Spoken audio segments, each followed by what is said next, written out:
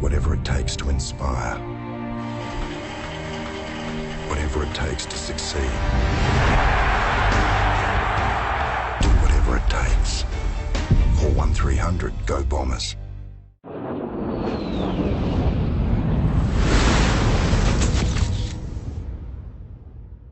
Very well, yeah, I'm holding up very well. Team's playing well, which always helps. What about the interview the other day, James? Was it what you expected? Was it tough? Was it a grilling? Julian, there'll be a day when we can talk about that, but right at the moment I can't have any comment about the insider investigation on the interview. I'm sorry.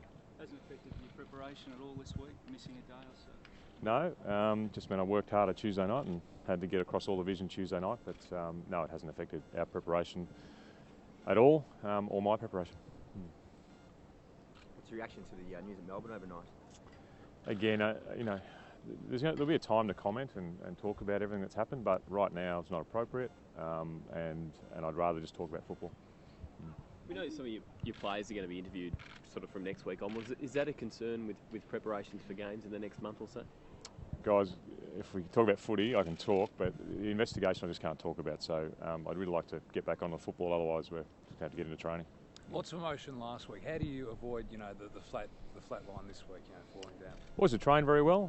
We had a pretty quiet session Tuesday, coming back from a 6-day break and coming back from last week and coming back from Perth. So we had a pretty quiet session Tuesday, but yesterday we trained very hard and they trained very well, even though it was wet. So yeah, the boys are up for the game, and we're playing very good opposition that knows Brendan Goddard very well and knows how he plays. I'm sure there'll be a bit of interest there. Have you spoken about the prospect of that, as you say, emotional hangover at all, or just let it go about training? We'll just train. I think you train hard, you work hard, and you work through emotion as it comes. But in terms of our training, we've trained very well this week, so I'm happy we're ready to play tomorrow. With Brendan playing his old club, have you told the other players to maybe protect him a little bit more than normal, assuming he's going to get a bit of stick? Yeah, look, there might be a bit of banter, but that's about it. And good-humoured banter is always a bit of fun out in the field, and I'm sure the players will support Brendan in that. And here we go. Can't have the sponsors there. What was your take, James, on the hanger going inside, putting a couple of players in expressing concern? Did you like it? Yeah, look, I mean, it's always hard in these areas to know what you put on, what you don't put on. I can understand where the players are coming from. I can also understand the club's point of view. I think the players and the club have had a chat, and it's all sorted now. So you ticked off on it as a footy department? I didn't tick off on it, so to speak, but as I hadn't seen it. But it'll be fine. It's not a big issue. The players have voiced their concern about it, and that's been noted, and it won't happen again.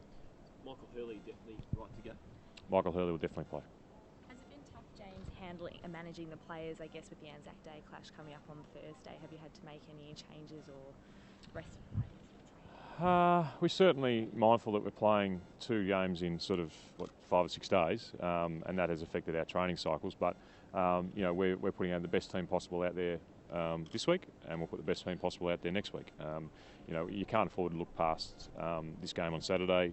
The high performance guys might be looking past it a little bit just to make sure how they recover guys. But from our point of view, and the coaching point of view, we're putting our best team out there to play Saturday afternoon.